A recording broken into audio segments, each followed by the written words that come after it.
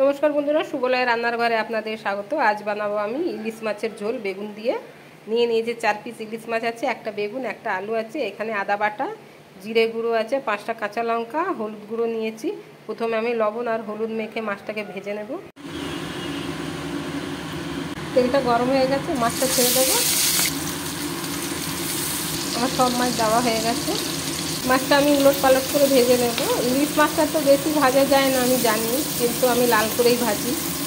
মাছটা এপিট ওপিট ভাজা হয়ে গেছে, আমি তুলে নেব।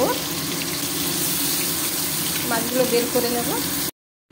এই তেলে আমি বেগুনটা ভেজে নেব। অন্য একটা কড়া বসিয়ে দিলাম অল্প সর্ষে তেল, দিলাম অল্প হলুদ। আলুগুলোকে আমি ভেজে তুলে নেব। আলু ভাজা হয়ে গেছে, তুলে নেব। দেবো কালো জিরে, দিলাম আদা বাটা, দেবো জিরে গুঁড়ো, দেবো হলুদ গুঁড়ো। অল্প জল দিয়ে মশলাটা কষিয়ে নেব। অল্প দিলাম লঙ্কা গুঁড়ো, দেবো ভেজে রাখা আলু। আলুর সাথে মশলাটা কষানো হয়ে গেছে, দেবো আরও অল্প জল, দেবো স্বাদ মতো লবণ।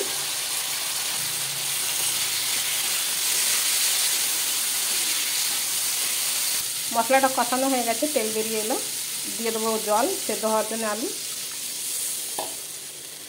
গ্যাসটা কমিয়ে দিয়ে সেদ্ধ হতে দেবো। আলুটা হাফ সেদ্ধ হয়ে এসছে, দিয়ে দেবো বেগুন ভাজাটা, দেবো চেরা কাঁচা লঙ্কা। 1 মিনিটের মতন বেগুনটা সেদ্ধ হতে দেবো। আমার বেগুনটা ভাজার সময় সেদ্ধ হয়ে গেছে। দিয়ে দেবো ভেজে রাখা মাছ। 1 মিনিটের মতন ঢেকে রাখবো। আমার রেসিপিটা হয়ে গেছে, আমি নামিয়ে নিচ্ছি। আমার ইলিশ মাছের ঝোল রেডি হয়ে গেছে। বন্ধুরা, যদি আপনাদের আমার এই ভিডিওটা ভালো লেগে থাকে তাহলে লাইক, কমেন্ট, সাবস্ক্রাইব অবশ্যই করবেন। ধন্যবাদ।